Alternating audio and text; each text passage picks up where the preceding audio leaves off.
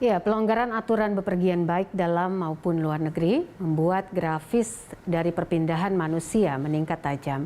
Di tengah pandemi COVID-19, aturan masuk ke Indonesia pun mulai diperlonggar dan telah membuka WNA masuk ke Indonesia.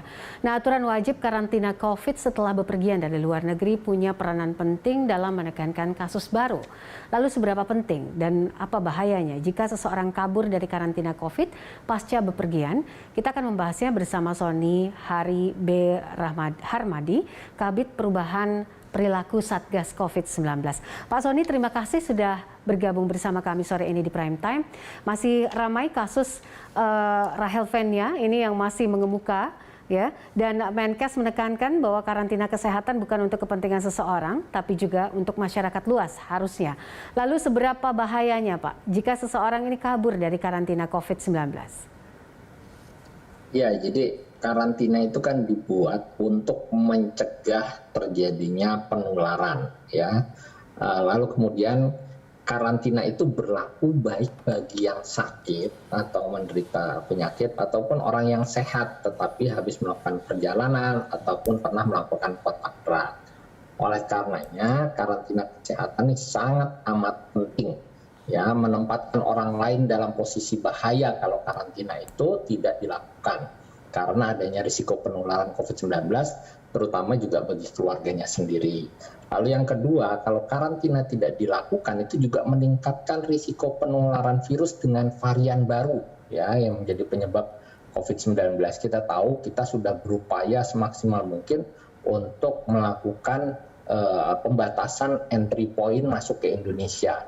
Nah, tetapi harapannya hanya dengan beberapa entry point yang dibuka tadi, pelaksanaan karantina bisa dilakukan secara maksimal, ya. Kalau ada yang lolos itu tentu akan berbahaya, memunculkan penyebaran varian baru.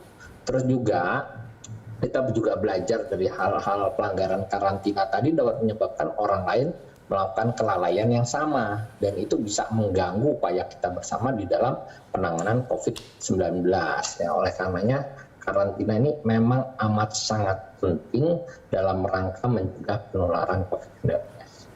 Oke, Pak, sebenarnya aturan lengkapnya itu seperti apa sih? Kan kalau kita lihat aturan lengkap yang baru itu waktunya adalah 5 hari begitu karantina sesuai dengan peraturan masuk yang baru begitu ya. Koreksi kalau saya salah. Tapi apakah ini cukup? 5 hari cukupkah untuk menekan potensi penyebaran COVID ini sendiri? Iya, memang berdasarkan surat edaran Satgas nomor 18 kan 8 kali 24 jam karantina. Tapi kemarin sudah direvisi menjadi SE nomor 20 tahun 2021 bahwa aturan karantina menjadi 5 kali 24 jam. Pertanyaannya apakah cukup? Cukup karena sudah melalui berbagai kajian ilmiah. Intinya pengurangan waktu karantina dari 8 hari menjadi 5 hari itu didasarkan pada satu, pertimbangan risiko penularan yang ada di Indonesia. Kita tahu bahwa positivity rate kita sudah di bawah 1%, tingkat vaksinasi kita juga terus membaik, ya, dan seterusnya. Lalu kasus harian kita juga sudah menurun secara drastis.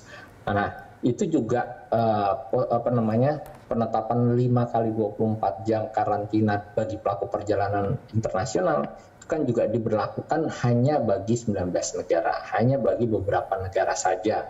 Nah, pertimbangannya karena memang negara-negara tersebut memiliki kinerja penanganan COVID-19 yang sudah baik. Jadi kita memang sudah mempertimbangkan penurunan waktu karantina dari 8 kali 24 jam menjadi 5 kali 24 jam itu didasarkan pada berbagai indikator-indikator yang ada. Harapannya dengan 5 hari tadi, di mana ketika orang itu sebelum terbang dia harus membawa hasil tes PCR 3 kali 24 jam sebelum jam keberangkatan.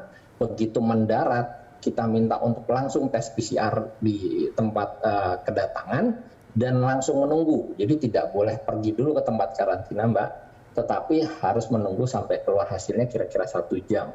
Nah, dari situ kita tahu bagi yang positif kita pisahkan, bagi yang negatif langsung pergi ke tempat karantina. Nah, setelah nanti di karantina pada hari keempat dilakukan tes PCR lagi, tentunya untuk meminimalisir risiko karena ada masa inkubasi dari virus tadi.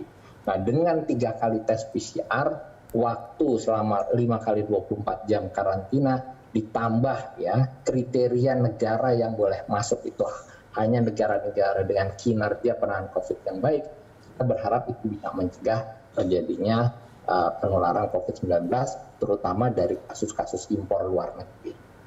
Oke, kalau kita kembali ke kasus selebgram yang kabur dari karantina COVID ini, Pak, sebelum masanya selesai ya, kita tahu bahwa ia kabur saat sebelum masanya selesai.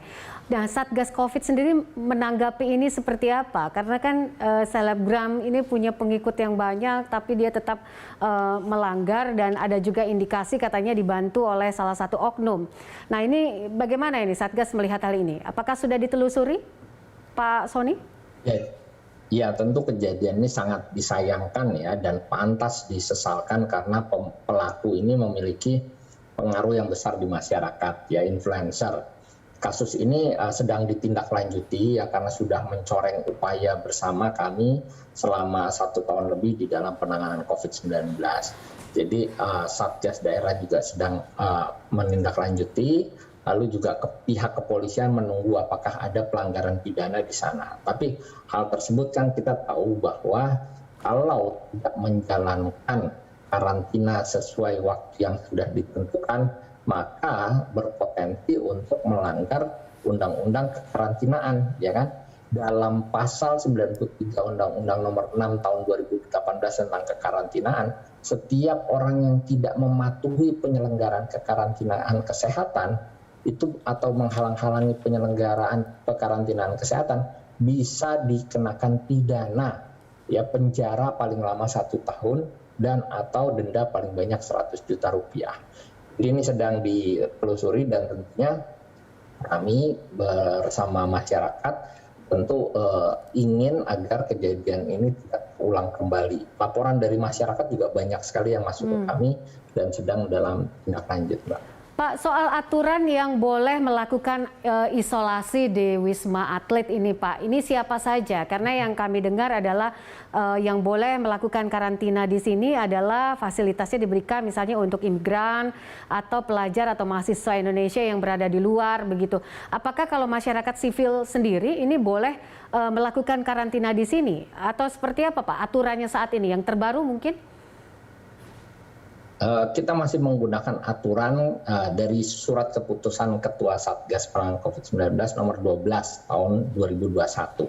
Intinya yang berhak menerima fasilitas karantina di RSDC Pademangan itu hanya satu, para pekerja migran Indonesia yang kita kenal dengan istilah TKI dulu ya, yang kembali ke Indonesia dan menetap minimal 14 hari di Indonesia. Jadi pekerja migran. Yang kedua, pelajar atau mahasiswa Indonesia yang habis mengikuti pendidikan atau melaksanakan tugas belajar di luar negeri, ya.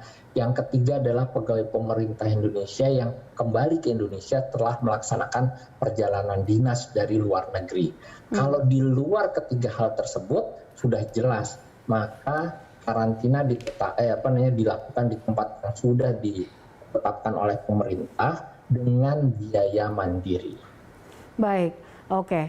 Pak, dengan kejadian ini apa sanksi yang pantas begitu untuk seorang public figure misalnya, ataupun kita tahu dia selebgram yang diduga dibantu oleh seorang oknum TNI, agar kejadian ini tidak terulang kembali, dan apa upaya-upaya yang akan dilakukan dan menjadi introspeksi juga untuk Satgas saat ini untuk supaya ke depannya hal seperti ini tidak terulang lagi?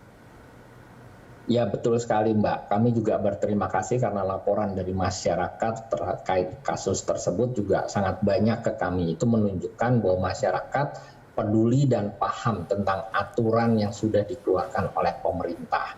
Jadi jelas akan ada tindakan tegas, ya, tindakan tegas terhadap para pelanggar tersebut, ya, tentu dengan prosedur yang harus dilakukan secara proporsional dan terstruktur. Lalu kedua yang kami lakukan adalah memperkuat koordinasi di lapangan, ya, terutama antara penegak hukum dan petugas karantina, karena kantor kekarantinaan ini di bawah koordinasi dari Kementerian Kesehatan. Oleh karenanya Kementerian Kesehatan itu biasanya bekerja sama dengan Satgas bandara, Satgas pelabuhan, itu melakukan koordinasi secara intensif untuk mencegah terjadinya pelanggaran-pelanggaran. Misalkan orang yang belum waktunya untuk keluar dari karantina, kemudian diperbolehkan untuk keluar dari karantina. Terus juga kita akan melakukan random check secara rutin ya bagi para individu yang dikarantina untuk memastikan bahwa seluruh orang yang dikarantina berada di tempat karantina yang seharusnya.